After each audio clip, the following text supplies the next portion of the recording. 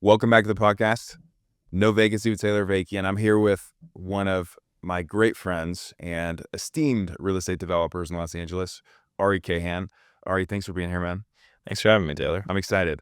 You are one of the most active and esteemed developers, I would say, in Los Angeles over the last 20, 30 years in terms of this 4 or 5 story apartment complexes in the city. Would you say so? Yeah, I mean, most of our product today is in the 7 to 8 story range. We've kind of had to learn to go up over time, and density bonuses started to allow. But we're definitely, certainly in Greater Los Angeles, one of the more active developers of multifamily for sure. And how many buildings do you guys have right now? We're somewhere close to 100, but they're all over the country. You know, they're not just in Los Angeles. We have in Los Angeles proper, there's probably somewhere in the range of 35 to 40 buildings. Jeez. And when did you guys start going out of state? Like, when did that transition happen? Because I believe you guys started in Los Angeles. Yeah, we began in Los Angeles in 1987, and obviously that's actually before I was born. But the company began in 1987, and we have been building for some time. And we started out as a condo developer, actually. Prior to 2008, all we built was condos. Because that was super hot in like the 90s. And Yeah, I mean, really, to be perfectly honest, it's because we couldn't afford to keep the buildings. Like, that's really what it came down to. It's the math. The math of keeping a building is different than the math of selling a condo. yeah. You know, buying existing apartment buildings is a whole different business, which we also do. But building new construction, the economics of building new construction, it requires staying power. It requires a different investor sentiment and a desire for cash flow rather than, you know, big short-term IRRs with the hope that you're going to get some IRR the next one. Yeah.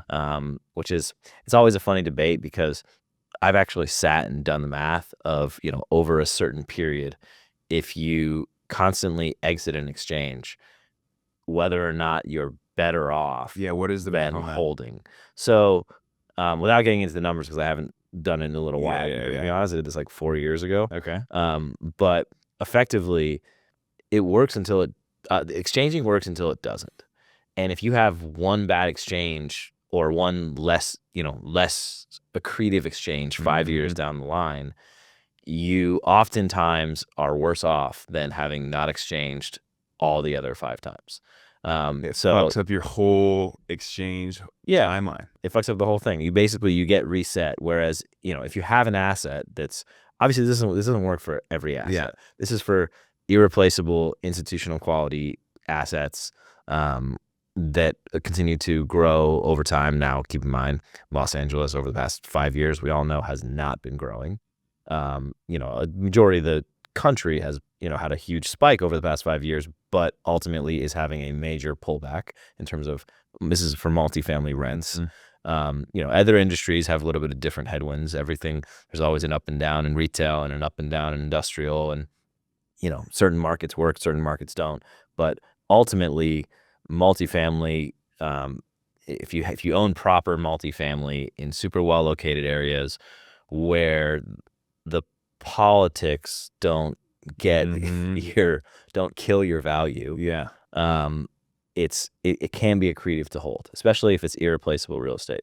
So you're saying that buying and holding in Los Angeles, historically, barring a crazy change in regulations, which we've had a lot, but up until today, if you would have bought in 1980 and held really good real estate until today, it'd be better than buying, renovating, selling from a risk return perspective. From a cash flow perspective. From a cash flow perspective. Yeah. Really? Well, let me clarify. The past 5 years have been not great. Yeah. Everyone knows that. And, you know, would it have been accretive to trade into other markets? If your timing was great, sure, it's accretive.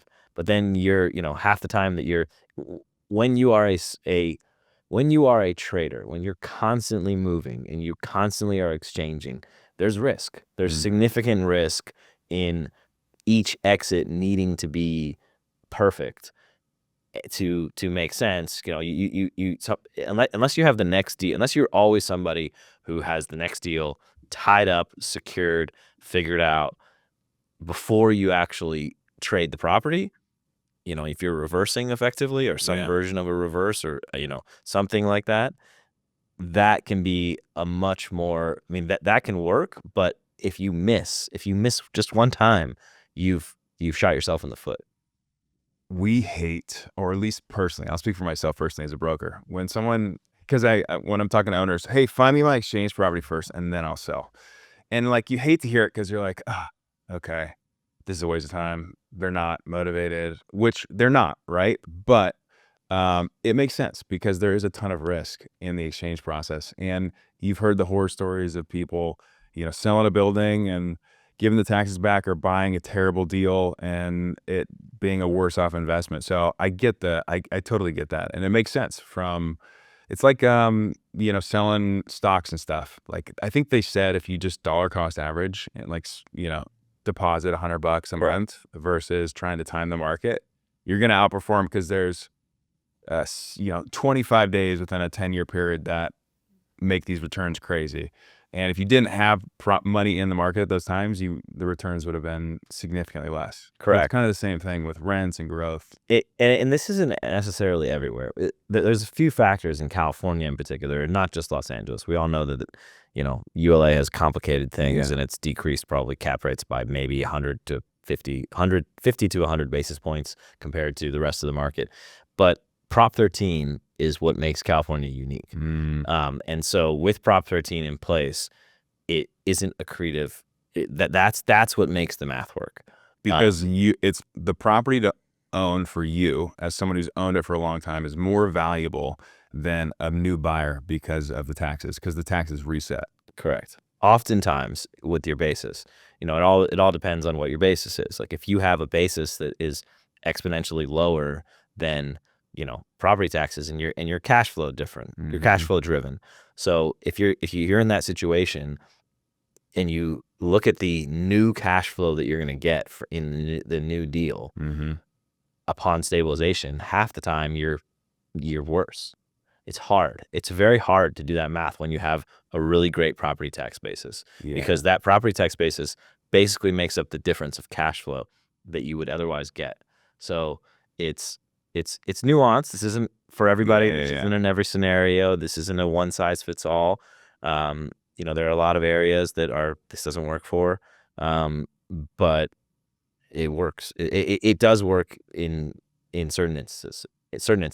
Are you guys bonus depreciators? Like because you do a lot of development and stuff, and clearly when these are multi-million-dollar projects, and effectively there's a lot to be able to depreciate to then save on income and do some paper math. Are you guys of the belief to do the bonus depreciation? Yeah, I mean, to the extent that it's needed, and to the extent that you need to offset income, if you can cost seg a building and it makes sense, you should pursue it. How many of the deals that there are risks, just to be clear? What are the risks? Well, people just don't think about recapture, because if you ever do have to sell, or if you have a more complicated structure, or if you have some sort of institutional equity partners or things of that nature, it becomes real. The recapture becomes real. The potential for recapture becomes real because, when you trade, there's certain metrics you have to meet with equity and debt, et cetera. So you gotta be careful which properties you choose to cost seg or bonus depreciate, as you say. Depending on what the equity wants to do post event. Correct. Yeah, exactly. Do you want to hold forever? Do you want to exit? Like it's nuanced. It's what's the business plan? What's the strategy? How do you pin it all together? And so, but I do think it can be an incredibly creative tool. I also think that that's probably one of the ways that the incoming presidential administration is going to kickstart some development, because I believe, and I might be incorrect, that there was some sort of program relating to convenience stores with growing. It was like gas convenience stores. It was over 50% of sales from either gas or convenience. You could do like 100%. Correct, which spurred a huge It was a 7-Elevens, huge the spike cap rates in 7-Elevens are yeah, exactly. ridiculous. 7-Elevens, exactly. And it's burned off. Yeah. So it's not there anymore. Yeah. But I could see them easily using that as one of the many tools that they could use to spur some real estate growth in this country. Because, I mean, there's been a lot of stagnation in a lot of markets, in a lot of sectors. And I could see, I know that they're, I mean, well, I don't know personally. Yeah. But I know that I could see it being very much something that is focused on in the coming years. Yeah. So. Yeah. I think they want to do stuff to spur. I mean, Trump's a real estate guy, so I only imagine him wanting to make real estate and the wealth and growth through that process a little bit more accretive as we've been using. Is the primary breakdown of your guys' investors mostly institutional or mostly family office and family and friends and stuff like that for the deals that you guys do? What's the typical breakdown for your sites? I mean, we will work with institutional partners on a case-by-case basis. The majority of what we do is private capital. And why choose private capital over going to a pension fund or a REIT or these capital allocator funds? Like why go the private capital route? Well, if you can, you always should, and that doesn't mean that you necessarily can. I mean, it's much more difficult to raise from private capital than it is to raise from institutional groups. Institutional groups have more stringent guidelines and more control in the process, and oftentimes their needs, not oftentimes, they have a fiduciary duty to represent their investors' best interests or their fund's best interest or whatever that quasi middle ground is between those two factors. Their fiduciary duty does not pertain to you. So that means they can make decisions based on needing to do things at a fund level or at another level well above where, we're playing. And those can have detrimental effects to your business plan, the economics of the transaction. So there's just a good amount of complication that comes from having partners with that level of control. Can you give me an example of maybe some complications or issues that would arise from something like that? I mean, the quickest thing is someone who could force a sale. So, there are forced sale provisions that a lot of times institutional partners will have what's called major decision rights. So sale, refinance, stuff of that nature. So those are kind of the big bucket list items that if it's the economy's low, but they have a run on their stock or whatever the reason is, they need to dump assets to basically, stabilize themselves. You might be that asset.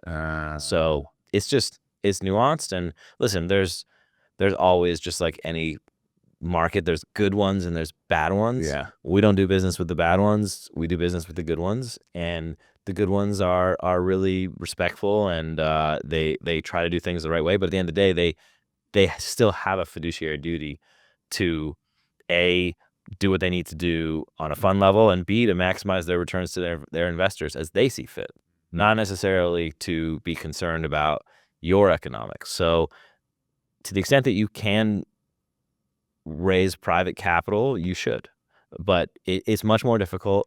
It takes much more time. Relationship based, 100%. lunches, networking, like it's much more intensive because you don't have that one huge multi-billion-dollar fund where they're allocating hundreds of millions of dollars for you to go like, hey, here's your 250, like go spend it. It's okay, $1 million from this person, 500 from this person, 150 depending on how low you do your minimums. Which, do you guys have a minimum on your investments typically? Yeah, I mean, generally we have a minimum of 250. That's our low end. So then, would you say you have anywhere between 30 to 50 investors on the deal?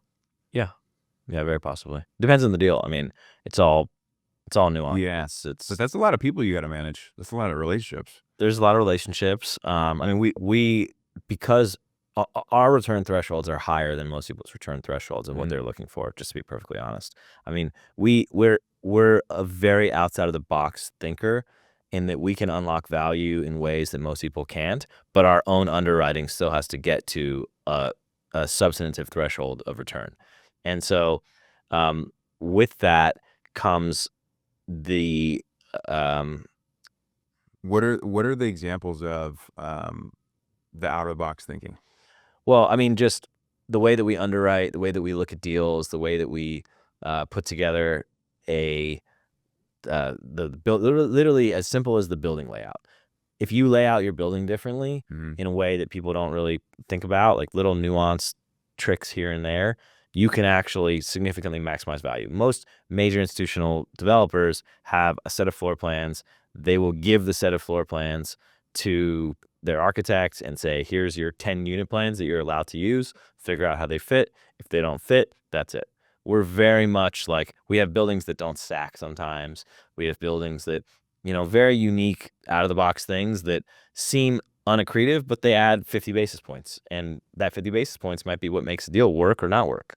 So you're maximizing the space, maximizing the NOI or the potential NOI for a building by not being restricted to a certain set of plans. You guys can get creative with it.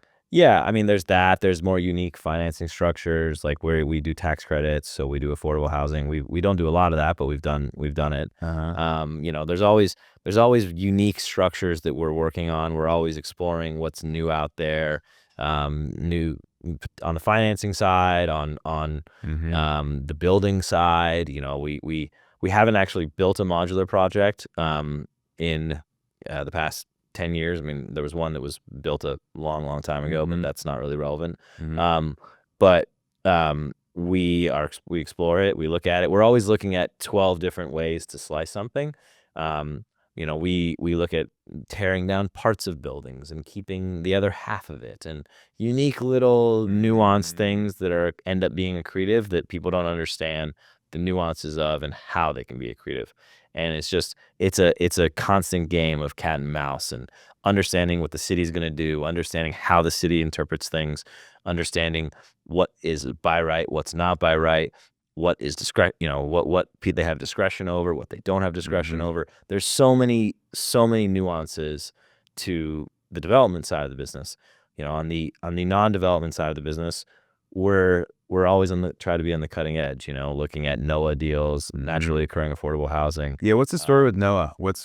I keep hearing that more and more, and I wanted to ask you too on where you think the future of multifamily existing in development is, because it seems like the more and more that people are thinking about what's next, it's affordable. It's Section 8, it's tax credits, it's these things that are pushing the divide from the wealthy and the not as wealthy, because we're having this housing shortage. And so, where do you think the future of housing is headed? it's a great question. Um, the question is where, right? Mm. So the political headwinds in California are certainly in the direction of more housing is good. Hmm. But at the same time, certain parts of California, there's definitely a perspective that all housing should be affordable housing.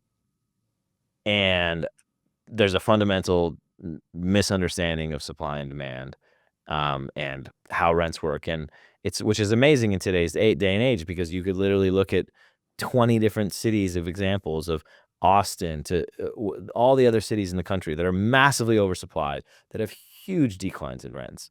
And there's a direct correlation between supply and rents.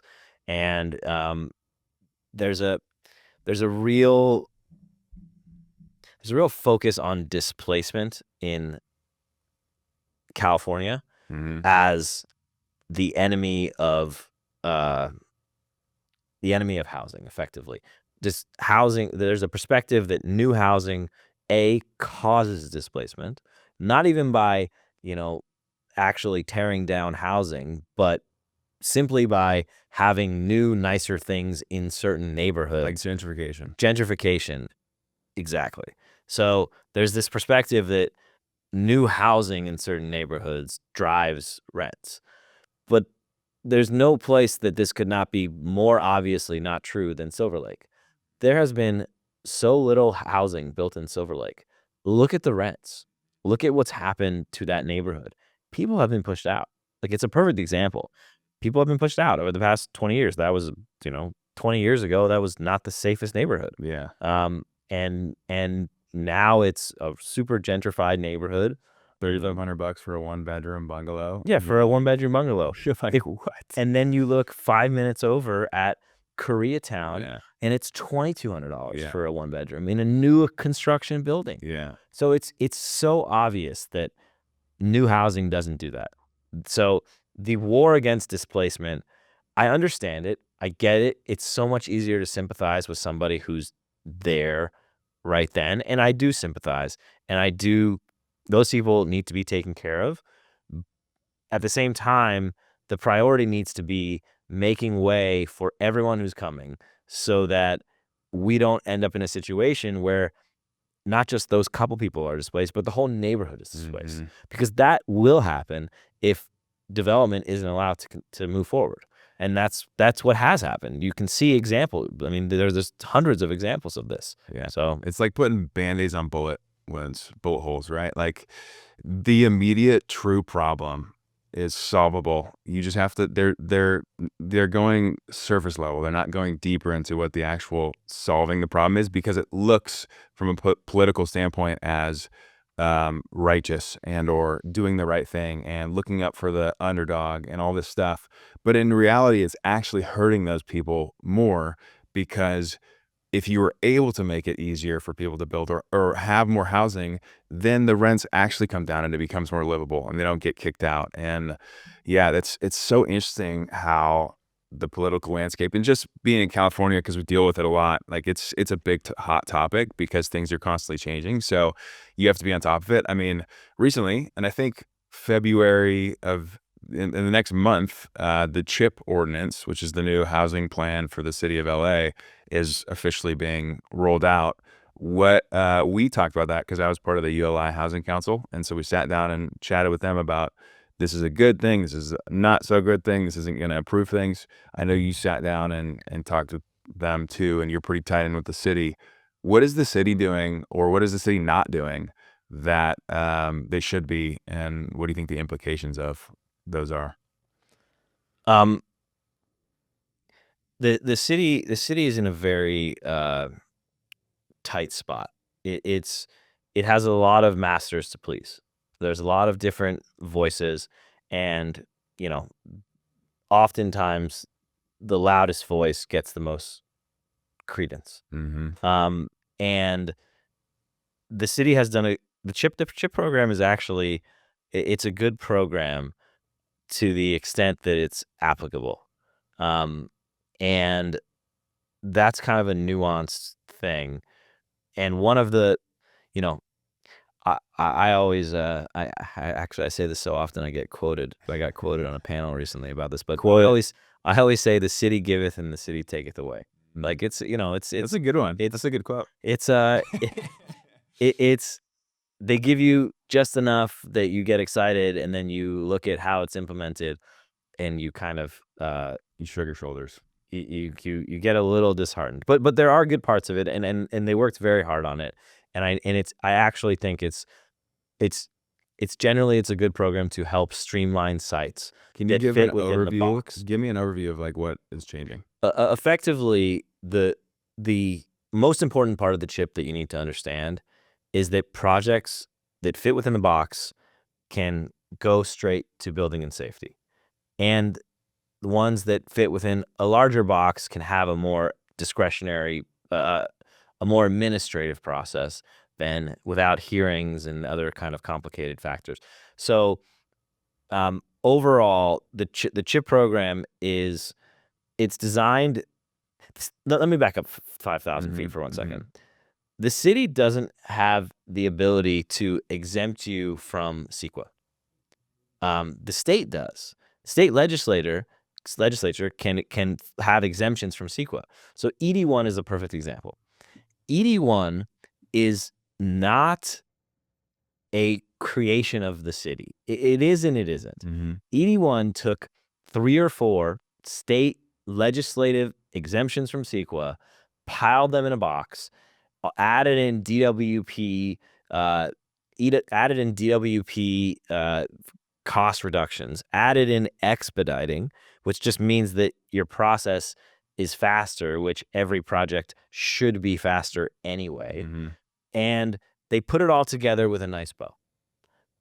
ED1 was not like the exemptions from CEQA and the ways that you get out of all the other ordinances. Those are state laws that they're layering in. The CHIP program is another version of that. So a lot of people don't understand that the city can only do certain things. The city cannot wave a magic wand because they get sued. And so oftentimes, they will lately, the city has done a very good job of putting together these programs into a box that is usable. The nuance is that development doesn't fit in a box. And if you look at San Diego as a program, I believe it's called community housing or something. I forget what it's called. But San Diego basically has a program that's effectively form-based zoning. And it's pretty incredible. It makes things way simpler. You can kind of build what you want as long as you stay within a certain box. That's what's needed in the city of Los Angeles. The city of Los Angeles has so many antiquated CPIOs and overlays and specific plans and all these other things that don't get solved by the CHIP program. So like the CHIP, if you have one of those, your project's basically discretionary. Even if you stay on menu. Now there's ways, there's nuanced ways around it, but they don't really work. They don't really pencil. They're not really accretive. And so it's really there's some great people at the city who really work hard to put these programs together and make this stuff happen. And I think that a directive needs to come down, because I don't know if you know this, but when the state of California passed the enhanced density bonus program, where they increased bonus density from 35 to 50%, not the double density bonus, but when they increased it from 35 to 50%, that portion of it. When they did that, the city of LA already had a value capture ordinance in place, which basically had a different schedule, and it had enhanced affordability.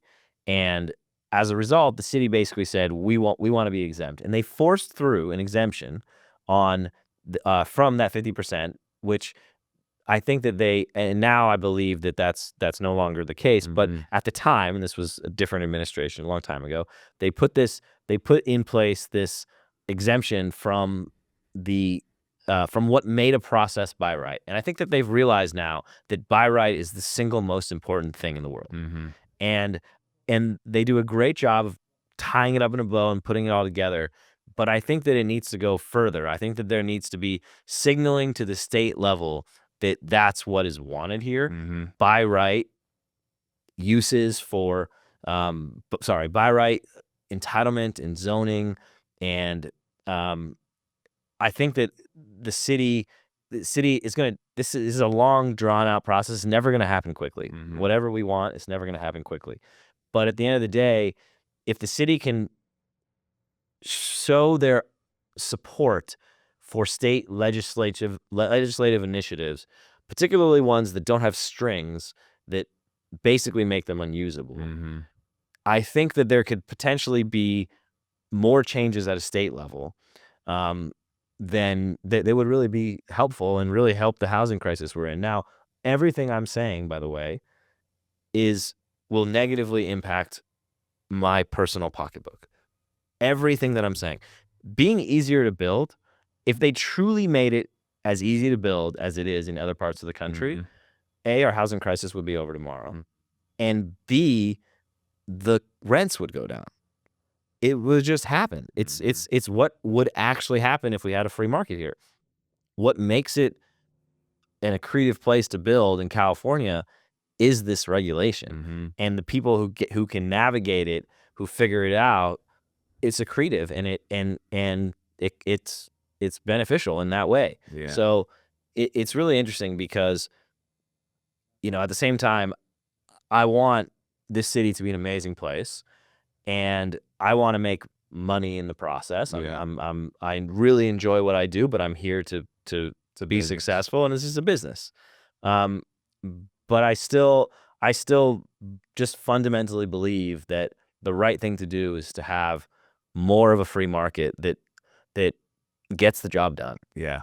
That actually pushes things through and solves issues instead of just pushing papers around. Because yeah, like you said, there is this barriers to entry, which I think is for a lot of investors in Los Angeles too. People see LA and they see the rents and they're like, oh, I want to invest there. And then they get their ass chewed because they don't understand the nuances of the city. And then they go and, scurry with their legs between their tail and get out of here. And so then the people who understand Los Angeles Yeah. stay LA. And it's this barriers to entry where if you don't have the knowledge, you don't know people, you don't have connections, like it's very hard to get stuff done here. And that almost is a benefit to not having it change too much, because then it becomes easier for competition. So just to break down context for people who love and understand the process of building a house or building apartment buildings, but don't really understand when we're talking about the reasons why it takes so long and why it's so expensive in California. Can you break down the process and timeline of a development from acquisition to completion? Like, what are the stages and why is it long in LA versus other places? Sure. So, um, the entitlement process today in the city of LA is 2 years, for the entitlements alone. Now you can dual track your permits. Um, you can dual track your permits. And for the very nuance, for the people who don't understand what we're talking about, what is entitlements? Entitlements is that you are allowed to do something. So you own a piece of land, and the city of LA has zoning on that land, and the zoning on that land are a series of rules and regulations that say you can only build a 2-story tall building, and it can only be X thousand feet based on your lot area, etc. And there's a whole series of rules and regulations. So entitlements are your ability to build buildings that are not zoned for it. So if you are looking to build an 8-story building and it says the building should be 2 stories, then you need an entitlement. Otherwise, you are entitled to build on a by right basis based on the zoning. So you're effectively already entitled. If you are just building what's written on the piece of paper already, you're already entitled. You don't need any changes.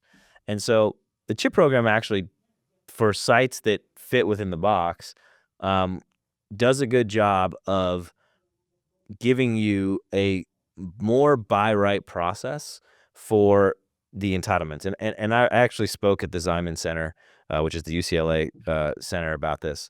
But it's UCLA Real Estate Center. Mhm. So the UCLA Real Estate Center did a study about how much it would expedite housing if entitlement was by right. And there was a whole study of, you know, if you cut the timeline down from 2 years to, X amount of time, what are the positive benefits to how many additional units will actually be built in a timely manner? And the study is probably accurate. There's no guarantees, Yeah, yeah, yeah. but you see it in you see the desire to do it in programs like ED1. Now, I don't know how many ED1 deals are going to get done. I don't know how many of them actually pencil. I think the majority of them don't, Yeah, personally. yeah. But at the end of the day, some of them do if they're in good locations and, parking's less of an issue, or if you figured it out, or if your site lays out right, it can work. Mhm, It's not a perfect program, mhm. but it's it definitely you definitely see entitlements. Entitling in the city of LA being by right is the single biggest impediment for most people who are looking at LA, because they don't understand what they can do. Mhm. They don't know that they can get it done. They're worried it's going to take forever. Um, and so people just don't do deals as a result. Is the reason that it takes forever because it's a lot of waiting? Like, I imagine I have never filed or done entitlements. I'm just the one who sells stuff for you guys to go and do entitlements. So I just know it takes 2 years. I don't know the actual process of what has to be submitted and the feedback. Is the reason it takes 2 years because you submit paper saying, here's what we want to build. It takes the city 3 months to get it back to you. Then they come with changes. And then you go back and say, okay, here's our changes. Here's what we've agreed to. Is it this back and forth process that takes a long time? What is the actual, like, what's happening in that time? So there was a law passed called SB 330 in 2018. And SB 330 said that the city had to respond to you within certain time periods. So once your application is filed, they have to get back to you within 30 days and let you know if there are any changes on your project. And if they don't get back to you by that time, they are no longer allowed to make additional comments. Now, that law is not being followed in a variety of ways. One of the main ways that that law is not being followed is that I believe HCD, which is the state agency, has opined that this is illegal. But what's happening, and not just the city of LA, but other cities do this too, is that there are a series of pre-application forms. So those timelines that were passed, no one is following them. And the pre-application forms take longer than it used to take to go through the process, because you used to just submit everything all at once, and then they would review it, and each department would be working on it, and they'd get back to you, and they'd work on it. And so a lot of the metrics that people look at of how things are being sped up are based on SB 330 performance, which means that it starts the day the application's filed. But the pre-application filing programs are a complete nightmare, and they add an extreme amount of time to the process. And so you have to submit all these pre-applications, then you have to submit your application, and each time you have to go through one step, and the next step, and the next step, and the next step. It's not all happening all at once. And that's really the fundamental problem, is that the development has a lot of fees. And just to back up to 10,000 feet, developers are basically paying the cost, which means it's coming out of landowners' pockets because the price of land goes down. And they're paying the cost to get their projects through the city. And the city wants to be efficient because the city has overhead, and they have set costs, and they have ways that they want to do things, and they got to manage. They're a business, right? Effectively, you know, and so when the city wants to bifurcate the process in a way that is efficient for them, and they set up their formula, that doesn't mean it's the fastest way. That doesn't mean it's best for getting the project done. That's not what they're about. I mean, not that they don't care about those things, but they have to run a business, and they have to run it efficiently, and they have real reasons for doing things the way that they do. At the same time, I don't know a developer in the entire world that wouldn't pay more in permits and fees if the city actually let you just submit everything, and then they all process it at once. And even if double work was done or triple work was done, I would say 90% of large-scale developers, if they could save time, the cost of that time is so significant. It kills deals. So if they could save time and they could pay for expedited review, they would. Is the reason that it kills deals because of the interest that is being accrued on the loans that you're getting? Yeah, it's the interest that's being accrued in the loans, and then the pref that's ticking. So like a lot of people don't underwrite the pref. Go into that. So basically, you have debt and equity, and your equity ticking away is a cost. People don't think of it that way, particularly when they're underwriting deals, because they look at it as, well, when we exit, it gets swept here, et cetera, et cetera. But your equity has a cost too. So your whole cap stack has a cost, which means if you take a percentage on your whole cap stack and you actually factor that into the value of delivering the entitled site, you're paying more than you think. So if you can tie sites up today and get entitlement time, and actually have a little more time to get things done and not have to close right away, release release money upon entitlements, et cetera, which a lot of actually deals are happening that way today. That's the best way to do it, because then you don't have to come out of pocket. And you still have to come out of pocket probably $1 million to get entitled, and then whatever other fees there are, et cetera. So it's just, people don't think about their all-in cost in that same way. Interesting. So basically, to break it down into simple my brain math, let's say you raise money from investors and you're promising an 8% return over 5 years, right, of a lifetime. Day one, when you take that money, right, that 8% starts ticking, and you have to pay that back eventually when there's an accident or a sale, when something like that happens. So that's accruing consistently while you're not making any money, right? Nothing's happening. You're just waiting Correct. to be able to get the green light. And so that's where the costs are associated with that. So I don't think you're going to have an answer to this, but I want to know your thoughts on this, because it's very interesting to me in seeing where we are in an age of technology with artificial intelligence and AI. Do you think there's a world? Because basically what developments are is like a bunch of check boxes. Like the city says, hey, here's what you can do, right? If you fit in this box or fit enough of these boxes in, then effectively we should give you the green light to go and do it, right? With these AI systems and the way they can process information. And if the city says, here's our AI, like if all the green lights check, you're approved. Shouldn't there be something like that would be in place? Because instead of this manual back and forth of humans having to look over something and then, oh shoot, we didn't have this paperwork, wouldn't it make more sense to have a system that already has all the rules and regulations, already knows everything, and you can almost, like, as a developer, put your plans in and it'll read them, say, hey, sorry, this doesn't work, like you got to do this, or if you want to do that, then you got to go through the human process of doing it. You know what I mean?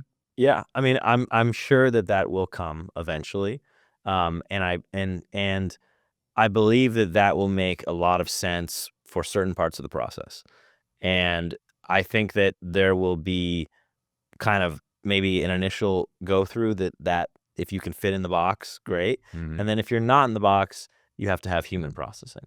So the majority of our projects are not in the box because it's pretty much never accretive. After the money doesn't make sense. The deal doesn't pencil if you're in the box. the deal doesn't pencil if you're in the box the majority of the time. Got it. The majority of the time, because this isn't 20 years ago. Landowners are not, for lack of a better term, dumb. They know what they have. It's pretty easy to figure out what stuff is trading for around you. There's a lot of brokers who constantly cold call you and tell you crazy numbers. Yeah. And then you get that number stuck in your head and you're like, oh, I heard 10 million. Your property is worth 5. Some broker was blowing smoke, and he's now that $10 million number is in your head. And even though ULA has come in and the market has tanked and interest rates have moved, you can't get over 10 because that's what your brain thinks. And meanwhile, everything has gone against you, and you don't move. So it's staying in the box is complicated, and that's why I always have such a problem with, and I know it's not the city's fault necessarily, but I have such a problem with the fact that there is a box. Now, the San Diego program, that form-based zoning is as close as you can get to not being in a box. It's literally a box, but it's not a box. Yeah. So, form-based zoning is basically you can build whatever you want. You can, as long as you stay within this exterior general footprint, you're good.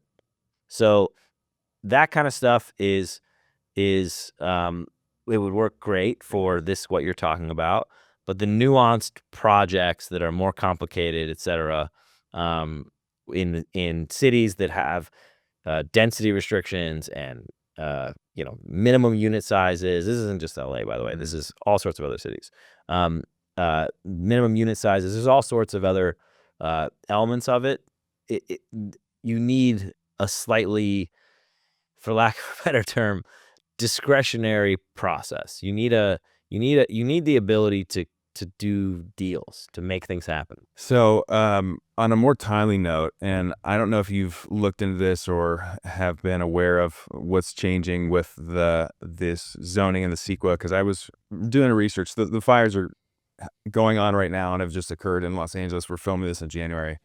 What What is going to happen with that from a development perspective? I hear rumblings of upzonings, which seems crazy to me. Like, what is actually occurring with development, or what's going to have to happen with development with this craziness that's going on with the fires? So,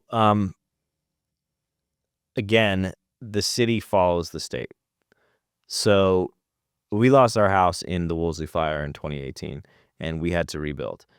And effectively, the way that you rebuild is you have to stay within 110% of the previous footprint, and that applies to height and your layout, etc., and various other things. And so that's as long as you stay within that box, you can move everything around on the inside all you want.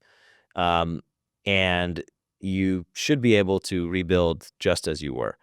Unless the state, not the city, but unless the state comes in and says, by the way, most of this, there's a couple issues. This is really pertaining to the coastal zones, because this has so much to do with the Coastal Commission, who has exorbitant power over a whole series of different things that basically gives them, carte blanche to do whatever they want. Mm-hmm. There's no such thing. I mean, any sort of by right zoning, um, any sort of like density bonus, like state law that allows affordable housing to be built, which is literally one of the two mandates in the Coastal Commission. It is not applicable in Coastal Commission as a by right They're process. like the mafia. You can do it. You can do it. They won't tell you can't do it. You're welcome to do it. But doing it doesn't give you what the only reason to do it, which is CEQA exemptions and CEQA streamlining and by right nature. You still have to go through the Coastal Commission. So that process is a scary process for a lot of people, and for, understandably. And it's a process that, particularly in the Palisades, which is the largest swath of the city that was hit, because a lot of the other areas are not within the city limits of Los Angeles. So those areas, I don't think there's going to be upzoning personally. It would be a massive political hot potato. Mm-hmm. And it's a lot of it's within coastal, which is subject to those rules and discretion. Now, the city, again, has put together streamlining on top of the state laws that are in place for stuff like this. Got it. So the city is saying, we will streamline you. We will streamline your project, which is a huge win for all the people who are affected. And we've been doing our best to help people wherever we can. This is a terrible, terrible tragedy. And to the city's credit, the city is working to expedite projects, major housing projects, that are close to the areas that are affected, that are large housing projects that could bring a lot of units online, and make sure that those units are able to go to people who are displaced by these terrible tragedies, and who have lost their homes, and their lives are totally upended. So, I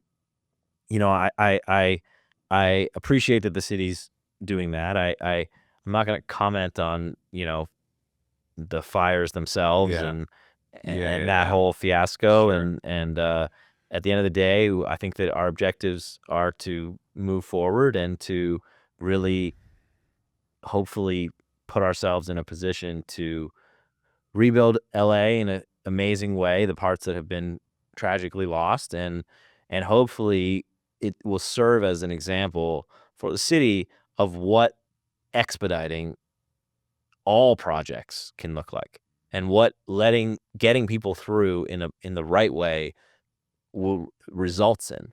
And and allowing that, hopefully it serves as an example that the city can then expand upon and start to use as a framework for all housing in LA and all projects, because all projects in housing should be treated like this. This should be a lesson for us. So, You think within 5 years the houses will be back? no. No. I think there will be houses back within 5 years, but I think that there will be a lot of people who haven't rebuilt. Yeah. And there's a lot of people who aren't going to rebuild and who will, kind of wait it out to sell, and there's going to be, unfortunately, for those who do rebuild, I would say a good portion of their neighbors are not coming back. Their community is destroyed, and Yeah. and those that don't come back, their timelines are up in the air. Yeah. Some of them have a need to sell, some of them need the capital, others don't, and others will hold on, and for a long time, the scars of this thing are going to be there. I mean, there are still lots in Malibu from the last fire. There's all sorts of stuff like that that's going to continue to exist. I do hope that we can take a tragedy and turn it into something that's positive, like you said, and be able to learn from this and make it a creative and help us get to the goal of having more housing. Because I think, like you said, that's take something bad and turn it into something great. There's a huge opportunity for the city and us to be able to do this. So before we wrap up, I want to know what is in the future and what's in store for you in the future in terms of what's next for you, what's next for California Landmark. Like, what are you excited about? Sure. I mean, there's obviously a big real estate future ahead of us, and I hope that multifamily development in the city of Los Angeles gets to stay a part of that. There's going to obviously need to be some big steps made, not just by the city of LA, but by the state and by other people that solve some of these self-made political crises we have, in particular ULA, because that is a landmine that will kill this city.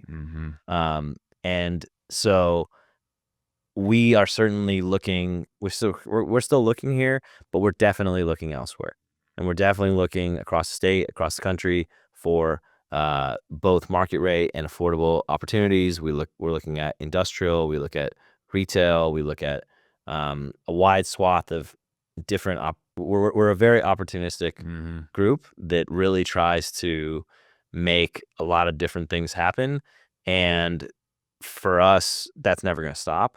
The question is, where are we pointed? And we would love to be pointed back at LA. We need some help. So, to the extent that anyone from the city is watching this, we're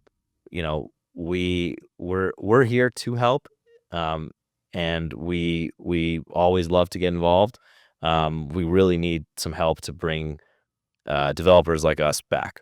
So we need people like you building incredible housing here in the city. Ari, I appreciate it. Thanks for coming on, man. Pleasure. And I'm excited to see what you guys have in store, man. I always love seeing the new stuff. So thank you. Thanks for having me, Taylor. Appreciate it. Thank you for listening to this episode. If you enjoyed the podcast, it would mean the world to me if you could rate us 5 stars on YouTube, Spotify, and Apple Podcasts. It really helps us get our name out there and helps us get fantastic people like our guests to share their insights and knowledge with you. Again, my name is Taylor Avakian. I specialize in the sale of apartment buildings in Los Angeles and Southern California, and I look forward to sharing more of these conversations with you.